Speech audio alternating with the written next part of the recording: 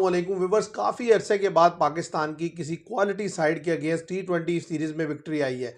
वरना इससे पहले जब भी पाकिस्तान की विक्ट्री आती थी या तो बांग्लादेश या फिर जिम्बाब्वे और वेस्ट इंडीज़ जैसी टीम्स के अगेंस्ट आती थी, तो ये इस लिहाज से बड़ा खुशाइंद है कि पाकिस्तान ने साउथ अफ्रीका को डिफीट दी है। और इस लिहाज से भी इम्पोर्टेंट है कि जैसे पहले मैच में बड़ी बुरी डिफीट हुई थी, उसके बाद लड़कों ने जिस तरीके से कमबैक किया।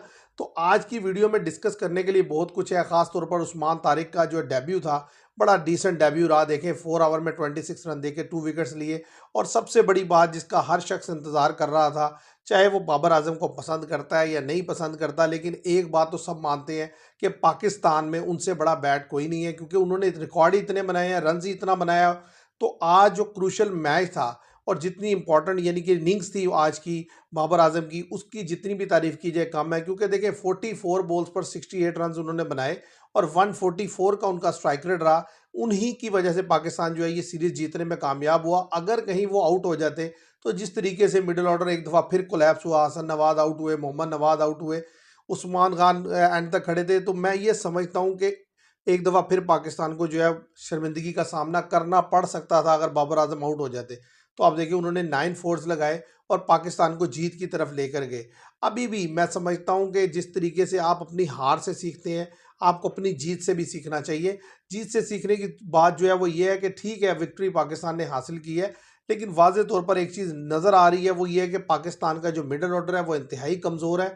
जब भी आप किसी मैच में फंसेंगे तो आपको ये जो मिडल ऑर्डर है ये डिसअपॉइंट ही करेगा। उसकी वजह ये देखें, लाहौर में टॉस जीतने का एक एडवांटेज रहता है, क्योंकि नाइट में ड्यू फैक्टर भी होता है, तो पाकिस्तान को वो एडवांटेज भी था।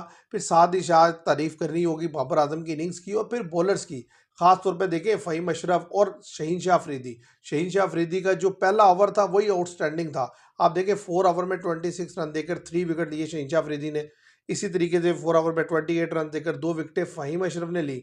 और उस्मान तारिक जिन्हें डेब्यू कराया गया, मुझे उनके एक्शन पर थोड़ा सा है कि हो सकता है इसके ऊपर कोई ऑब्जेक्शन आ जाए। अदरवाइज ऐसा जो है वो रविचंद्रन अश्विन भी करते रहते थे, लेकिन वो ऑन एंड ऑफ करते थे। ये कंसिस्टेंटली इनका स्टाइल ही यही है बॉल करने का, तो इतना ईजी नहीं होता इन्हें पिक करना। और 4 ओवर में 26 रन देकर उन्होंने 2 विकेट्स लिए। तो पाकिस्तान के लिए आज के दिन में काफ़ी ज़्यादा चीज़ें जो थी वो खुशाइंद रही, जिसमें खासतौर पर बॉलिंग की परफॉर्मेंस और बैटिंग में बाबर आजम की परफॉर्मेंस। अगर आप देखें ओवरऑल बैटिंग की परफॉर्मेंस, तो 139 चेस करते करते भी हमें एक तो 19 ओवर तक चले गए और 6 विकेट्स हमने गंवा दी। और ख़ास तौर पर जो आखिर के 15 रन थे वो हासिल करने के लिए हमने एक तो 15 से 20 बॉल्स भी खेली और 3 विकेट्स भी गंवा दी। तो कहने की बात यह है कि अगर आपने मज़ीद आगे जाना है और अपनी क्रिकेट को बेहतर करना है और क्वालिटी साइड को बीट करना है, तो आपको ये एरिया कवर करना होगा जो आपका मिडिल का एरिया है। देखें आज साहिबजादा फरहान से विकेट कीपिंग करवाएगी और वो वाज़ेह तौर पर इंडिकेशन है कि जो मैनेजमेंट है वो किसी सूरत ये नहीं चाहती कि रिजवान को T20 में कमबैक कराया जाए। इसीलिए आप देखें कि साहिबजादा फरहान से आप कीपिंग करवा रहे हैं और मैं समझता हूँ ये कोई अच्छी चीज़ नहीं है। उसकी वजह यह है कि कहीं ना कहीं क्रूशल मोमेंट पर जब वो कोई कैच ड्रॉप कर देंगे या स्टंप छूट जाएगा, तब आपको समझ आएगी कि विकेट कीपर आपको जेन्युइन ही चाहिए। लेकिन मुझे लगता है कि रिजवान को सिर्फ इस बाहर रखने के लिए उन्होंने आज उनसे विकेट कीपिंग करवाई है और उससे ये साबित करने की कोशिश की है कि वो विकेट कीपिंग कर सकते हैं और हम आगे भी उनके साथ जा सकते हैं। और उस्मान खान को जो शामिल किया था एज अ विकेट कीपर, मैं नहीं समझता उसका कोई खातिर का इम्पैक्ट रहा इस सीरीज़ में वो कुछ कर पाए।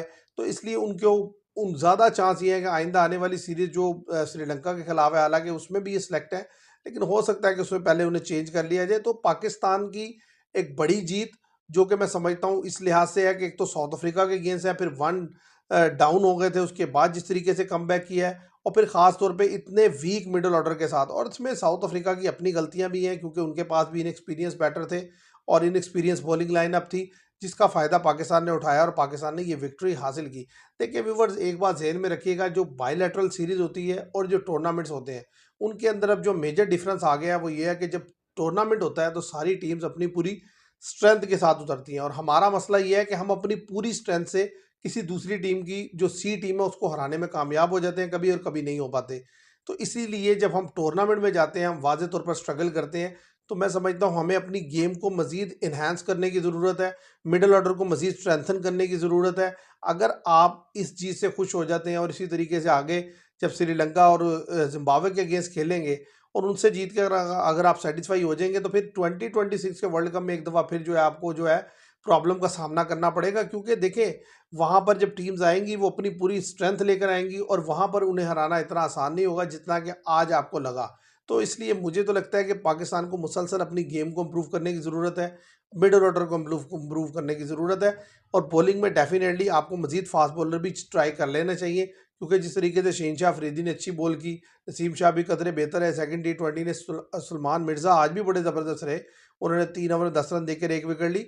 तो ये आपके पास जो बेंच स्ट्रेंथ है वो बढ़नी चाहिए, चाहे वो स्पिनर हैं, चाहे वो फास्ट बॉलर हैं। और फ़हीम अशरफ ने एक एज अ बॉलर और एज अ बैटर जब जब उन्हें मौका मिला है पिछले 4-6 महीने में, उन्होंने डिलीवर करके दिया है। मैं चाहूँगा कि उन्हें किसी मैच में ऊपर आने का भी मौका दिया जाए कि वो आकर रन्स कर सकें। तो ये पाकिस्तान के लिए ओवरऑल एक बड़ी खुशाइन चीज़ हुई है कि पाकिस्तान ने एक इम्पॉर्टेंट जो है सीरीज़ विन किया और एक अच्छी साइड के अगेंस्ट विन की है। तो उम्मीद करते हैं कि आगे भी पाकिस्तान का ये जीत का सिलसिला जारी रहेगा। आज के लिए इतना ही। Thank you very much.